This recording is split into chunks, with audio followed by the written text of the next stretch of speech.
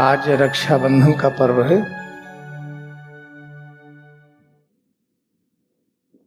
ये परंपरा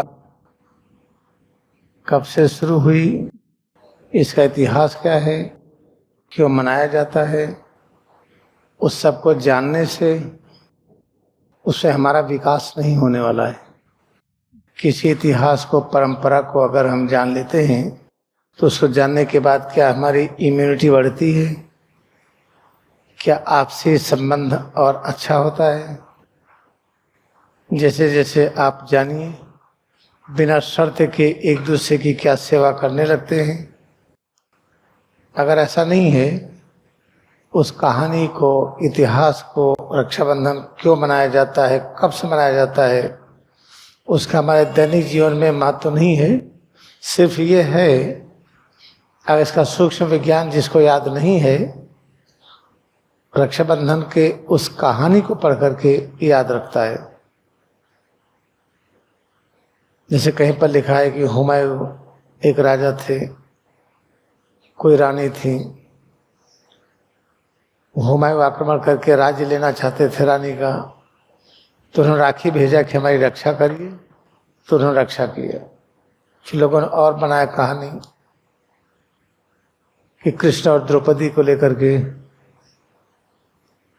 ऐसे तरह तरह की कहानियां बनाई गई। लेकिन उस सबको सुनने से, याद कर लेने से क्या हमारी दैनिक जीवन की आवश्यकताएं पूरी होती हैं? हमारी सबसे बड़ी आवश्यकता है कि हमारी वाइटलिटी, इम्यूनिटी बढ़े, जिसको जीवन शक्ति कहते हैं, जिसको जीवन तत्व कहते हैं। अगर जीवन तत्व बढ़ेगा, जीवन तत्व को कहते हैं, इसी को प्रेम कहते हैं। जब ये प्रेम बढ़ता है, इसी को लव ऑफ गॉड कहते हैं।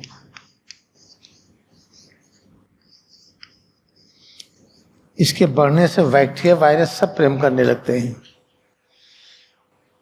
जितनी विषम परिस्थितियां हैं, और विषम परिस्थितियां सपोर्ट करने लगती हैं, प्रेम करने लगती हैं।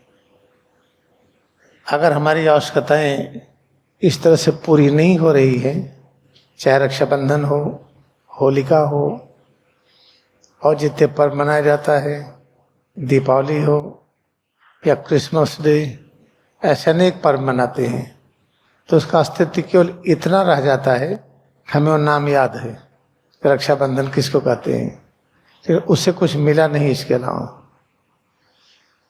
इसलिए हम लोग क्रिया योग ध्यान करते हैं।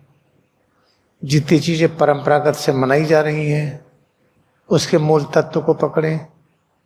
मूल तत्व कहते हैं शुद्ध ज्ञान। और शुद्ध ज्ञान क्या है? ये अमर है, सर्वव्यापी है, हर जगह है। जब शुद्ध ज्ञान हर जगह है, अमर है, सर्वव्यापी है, तो फिर वो तो आज भी होगा। रक्षाबंधन से संबंधित जो शुद्ध ज्ञान है वो आज भी होगा। इसलिए अब क्रिया योग हम लोगों के पास है। क्रिया योग का अभ्यास से रक्षाबंधन यह है क्या, इस किस ज्ञान को व्यक्त करता है, उसको जानने से क्या हमारी इम्यूनिटी बढ़ती है, जीवन तत्व बढ़ता है। इसे जीवन तत्व को शाश्वत प्रेम कहते हैं, उसी को लव ऑफ गॉड कहते हैं। जब लव ऑफ गॉड बढ़ेगा तो सभी प्रेम करेंगे। वायरस, बैक्टीरिया, जितनी भी 6 ऋतुएं हैं, वो जाड़ा, गर्मी, बरसात, जिसको विषम परिस्थिति कहते हैं, वो सभी परिस्थितियां प्रेम करने लगती हैं। और रक्षा में देखिए रा है, रा के अनेक अर्थ हैं। इसमें से एक अर्थ हम लेते हैं जिसको कहते हैं प्रबल, जिसको कहते हैं बहुत स्ट्रांग। कोई शक्ति बहुत स्ट्रांग, देखने की शक्ति इतनी तेज हम अदृश्य को देख लेते हैं, सुनने की शक्ति इतनी तेज कि अशब्द को सुन लेते हैं। ऐसे स्वाद इंद्रिय की शक्ति इतनी तेज, जिसका स्वाद नहीं ले पाते हैं वो भी स्वाद आने लगा। ऐसे अपने इंद्रियों के माध्यम से जो चीज अनुभव नहीं होता है, मन और बुद्धि जिसको खोज नहीं पाती है, हम उसमें इतनी शक्ति का विस्तार कर दें कि उसमें प्रचंड शक्ति आ जाए, प्रबल शक्ति आ जाए। ये है रस से संबंधित। इसके बाद इच्छा है। इच्छा के भी अनेक अर्थ हैं। एक अर्थ यहाँ पर हम ले रहे हैं जिसको विष्णु का अवतार कहते हैं, नरसिम्हा अवतार।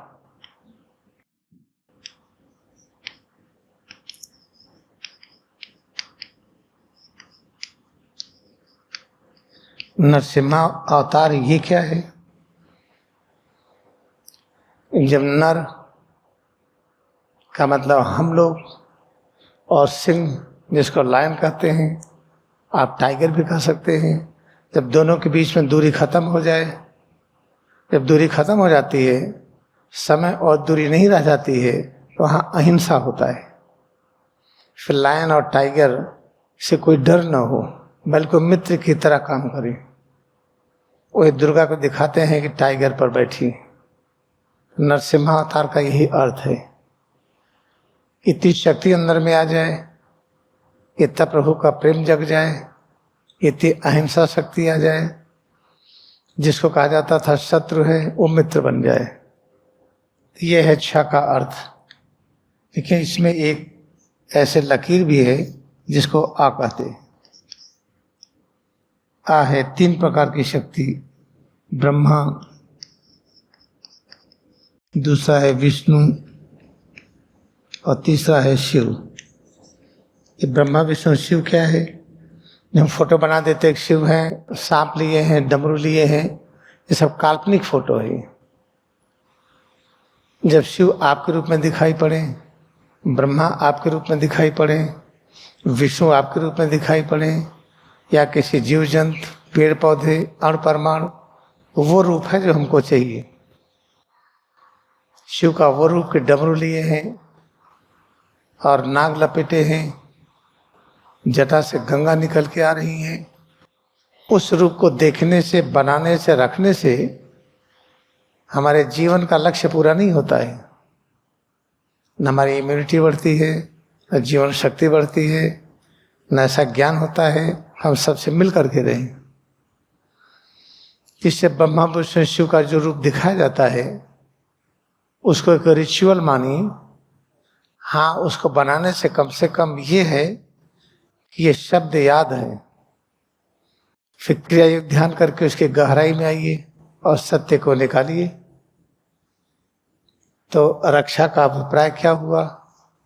वो प्रचंड शक्ति, हमारे इंद्रियों में वो प्रचंड शक्ति, मन और बुद्धि की प्रचंड शक्ति, जब मैं दर्शन कराए रा क्या है? अहिंसा का पूर्ण रूप।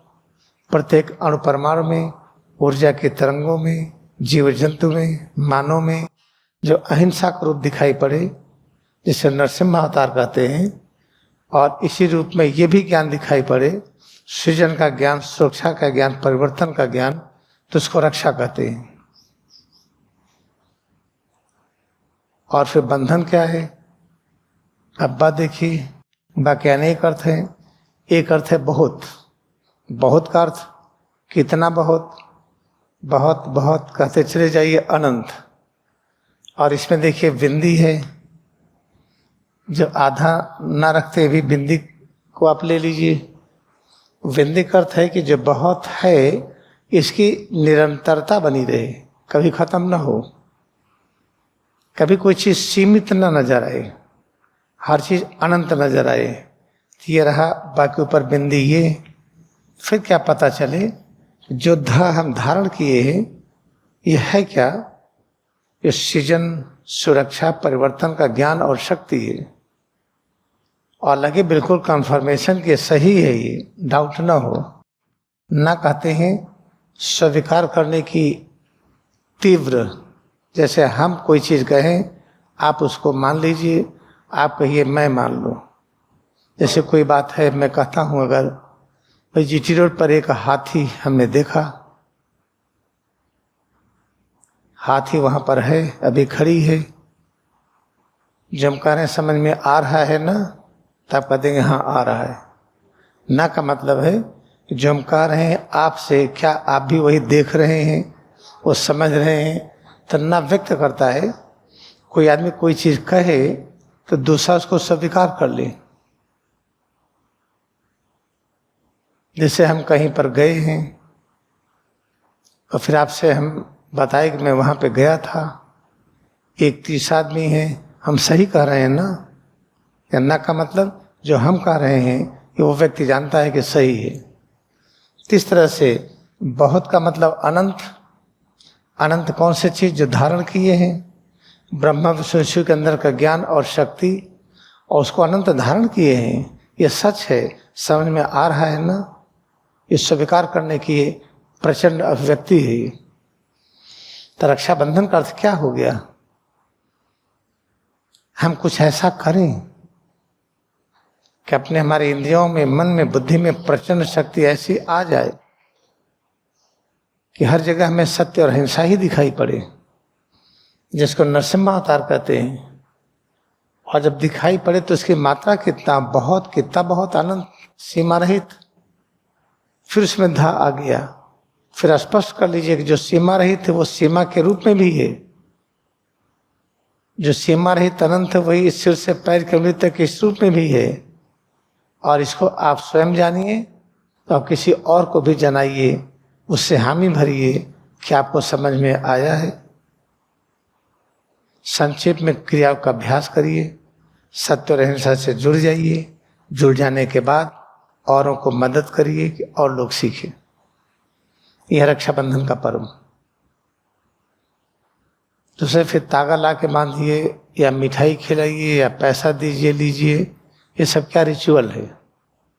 उससे आंशिक खुशी होती है, कुछ पल के लिए आ गए हैं, मिल लिए और रक्षाबंधन का पर्व हो गया। ये ठीक है।